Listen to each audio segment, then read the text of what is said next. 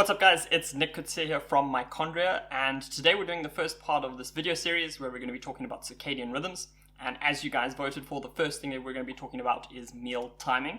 And then just before we jump into this, I just want to remind you that there is a poll within our group, Circadian Warriors. So if you want to vote for what the next topic is, then you can go ahead, it's in the announcement section.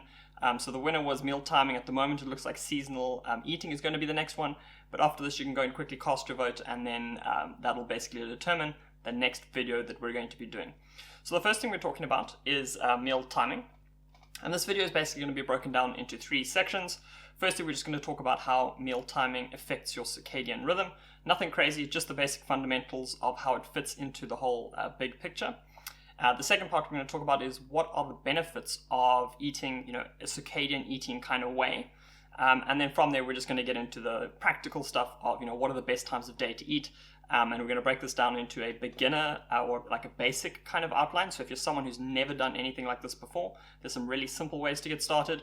And then we're going to go into an advanced section for those of you who have maybe been eating similar to this already, but just want to maybe tweak a few things in order to really optimize your meal timing for a perfect circadian rhythm. So just to start, I want to give you a quick overview of why we're trying to optimize this certain aspect of your circadian rhythm. And what you want to understand is that you have different clocks within your body, and they can be set by different external cues in your environment. So the main one that we often talk about is light, and that sets the master clock, which is in your brain, or just behind your eye. It's called the suprachiasmatic nucleus, and this is the master regulator of your circadian rhythm. Now in the other parts of your body, areas such as your stomach or your liver, basically any other cell, those are your peripheral clocks, and those are set by other things such as your exercise, or as we're talking about today, your meal timing. And what you want to basically understand is that if you can optimize all of these different clocks, then it means that your body is going to be able to perform the right tasks at the right time of day. It wouldn't make sense if your body was trying to do every single process at the same time. It wouldn't be optimal. So your circadian rhythm basically helps your body to say, okay, this is the best time of day in order to deal with muscle damage, or this is the best time of day in order to make more brain cells, or to deal with inflammation. And by lining up all of these different clocks, you're basically getting a synchrony between all these different processes.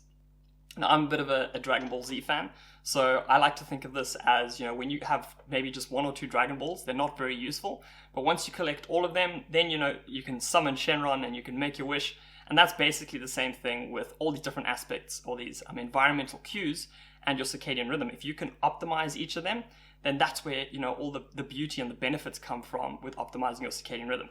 It doesn't matter, even if you've got the main thing, like if you've got your light environment sorted, it's not going to be optimal if you're still eating food late at night, or you're still doing exercise at night, which is, messing with your body temperature. It's as soon as you start bringing in all these variations together, that's when the magic happens. That's when you can summon the dragon and make your wish. And that's when you start living your best life and feeling your best and having your best sleep, having the most energy during the day, is when you can, align all of these different areas.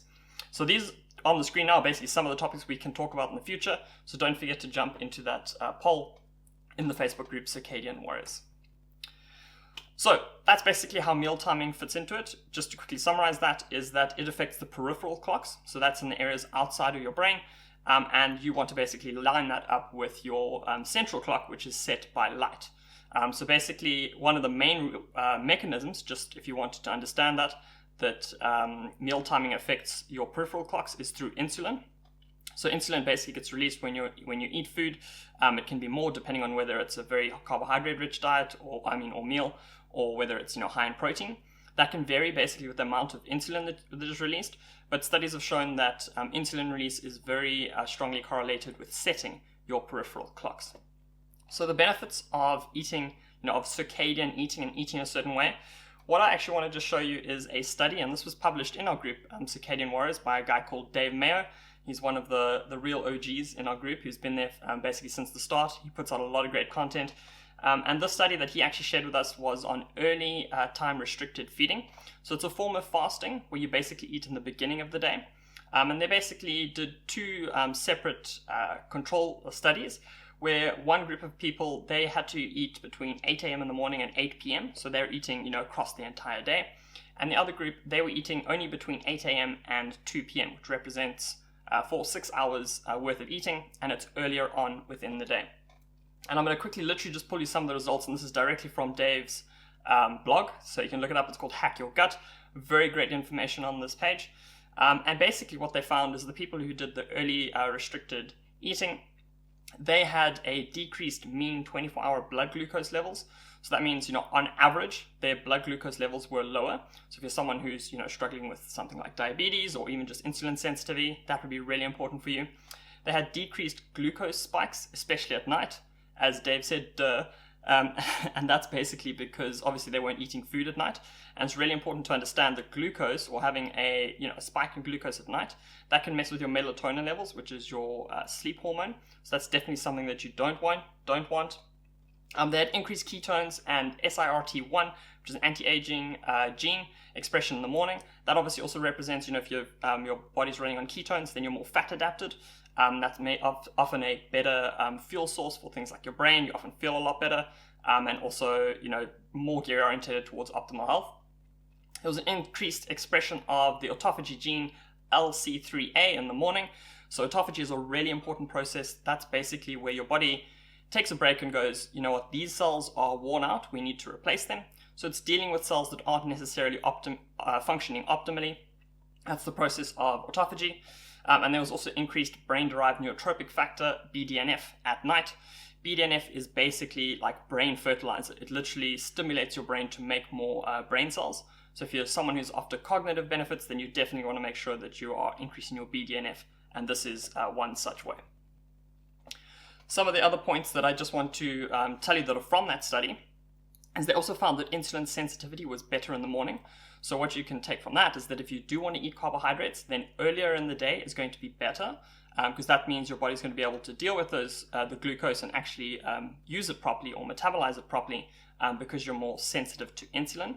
And it also that there was decreased glucose at night. Now, as I mentioned already, that's really important. As you can see over here, literally from 8 o'clock onwards, you can see the control group had a much higher spike in glucose, which is blood sugar. And that is, again, what I was saying. The issue that comes in there is that can interfere with your melatonin production at nighttime. And melatonin is extremely, extremely important for your sleep quality. Also a very powerful antioxidant. So at nighttime, you don't want to be digesting food or anything that's going to raise your glucose, because that's going to interfere with your sleep quality. The last kind of point that I just want to add in there, and that is to do with eating food at night, like the control group did there. That also has the capacity to, or capability to, increase your core temperature. Now, we're not going to talk too much about core temperature today, but it is another factor that determines your circadian rhythm. And at nighttime, you want your core temperature to drop. That basically signals to your brain that it's time to go to bed and to go to sleep. Now, if you're digesting a big meal because you ate a whole bunch of food at night, that means that, basically breaking down those food particles and metabolizing them, that is going to give off a bunch of heat, and that is going to, within your stomach, raise the temperature there, which is going to raise your core temperature, and that can also have an effect on your sleep quality.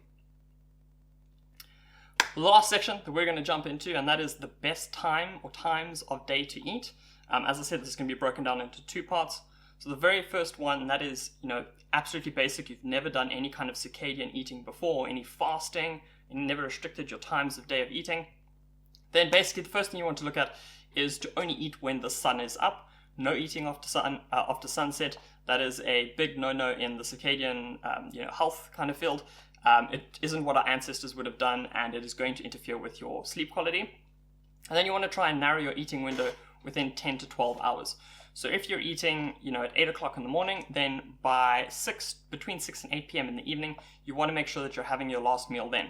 And even if you're spreading your food out across, or your meals across this wide window of time, you still want to make sure that breakfast is your biggest meal, lunch is maybe your second biggest meal, and then dinner is a smaller meal. You want to basically front load your calories so that the meals in the evening aren't still going to be sitting in your stomach when you're going to bed.